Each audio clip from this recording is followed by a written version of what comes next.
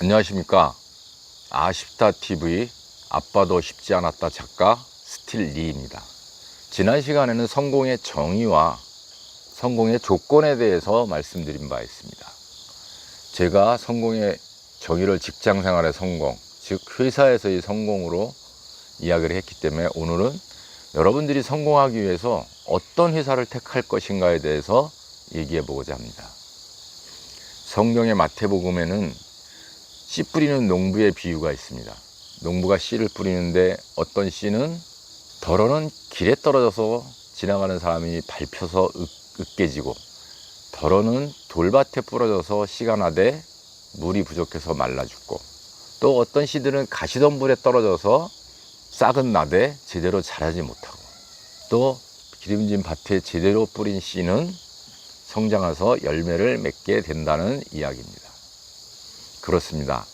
여러분들이 직장생활을 처음 시작하고 회사를 선택한다는 것은 농부의 씨가 어느 밭에 떨어지냐처럼 그런 밭을 택하는 것과 같습니다. 그럼 어떤 회사를 택할 것이냐? 첫 번째, 먼저 여러분과 같이 성장하는 회사여야 됩니다. 회사가 성장하면서 여러분도 같이 성장하고, 회사가 성장하게 되면 좀 더 자리가 많이 생기게 되고, 거기에 따라서 여러분들은 보상을 받게 될 것입니다. 현재 아무리 연봉을 많이 주고 큰 회사일지라도 10년 후, 20년 후에는 성장이 도태되거나, 예를 들면 사양산업이라든가 아니면 현재 너무 커서 그 회사에 아주 집중적으로 육성하는 부분이 아닌 분야에 근무한다면 그냥 평범하게 끝날 수밖에 없는 상황이라면, 굳이 현재의 연봉만을 생각해서 엄청 큰 회사에 들어가려고 할 이유는 없다는 것입니다. 어떤 특별한 경우가 있어서 그 회사에 들어가서 자신이 자신감을 갖고 성공할 수 있다는 보장이 있지 않다면 말입니다. 두 번째는 여러분과 궁합이 맞는 회사여야 합니다. 부부간에 결혼을 할 때도 궁합을 보고, 요새도 보는지는 잘 모르겠습니다만은 서로 맞아야 된다는 것이죠. 즉 기업 문화, 그 기업의 정신이 여러분 자신과 맞아야 된다는 뜻입니다. 기업 문화 이야기가 나왔으니 예전에 회자되던 이야기 한 가지를 하겠습니다. 오래전 이야기입니다만, 삼성 본관에 현관에 용이 들어왔다고 합니다.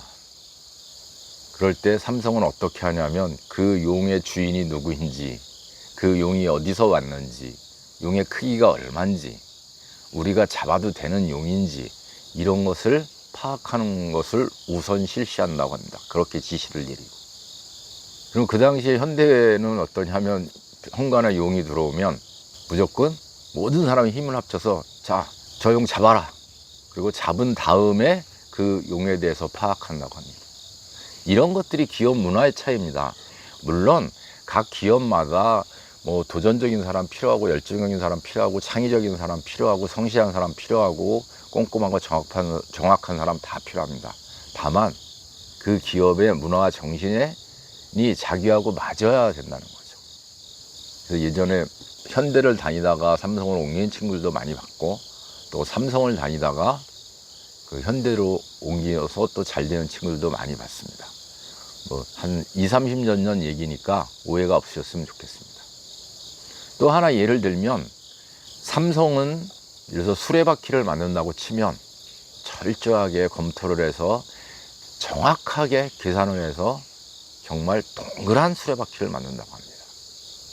근데 그 당시에 이제 현대를 빗대서 말하면, 철저하게 동그랗게 만드는 것보다는 일단 비슷하게 둥그렇게 만들어서 수레에 장착한 다음에 여러 사람이 잘 안 굴러가는 그 수레를 힘으로 굴린다고 합니다. 그래서 최종적으로는 삼성이 만든 수레바퀴나 현대가 만든 수레바퀴나 굴러가는 데는 문제가 없이 동그랗다는 거죠. 이 역시 아주 오래전에 회자되던 이야기입니다. 그런 기업 문화에 따라서 나의 적성과 나의 성격이랄까, 나의 스타일과 맞는 회사를 택해야 한다는 것입니다. 세 번째는 자신이 좋아하는 일, 자신이 하고 싶은 일이 내가 가고자 하는 회사의 핵심인 회사를 선택해야 하는 것입니다. 예를 들면 저는 뭐 토건이나 건축을 했는데 병원의 토건 건축 건물 관리하는 사람으로 들어가는 겁니다. 뭐 아주 특별하게 그 사람이 그 병원의 병원장이나 뭐 병원 오너의 뭐 로얄 패밀리가 아닌 이상 그걸 해서 그 병원에서 가장 높은 자리 혹은 임원의 자리까지 올라갈 가능성은 적겠죠. 반대로 건축회사에 입사했는데 저는 예를 들면 섬유공학과를 나왔어요. 섬유에 대해서 잘 알아. 그러면 아주 특별한 경우를 제외하고는 건축에 대해서 새로 공부를 해서 하든지 그렇지 않으면 높은 자리에 올라갈 가능성이 적겠죠.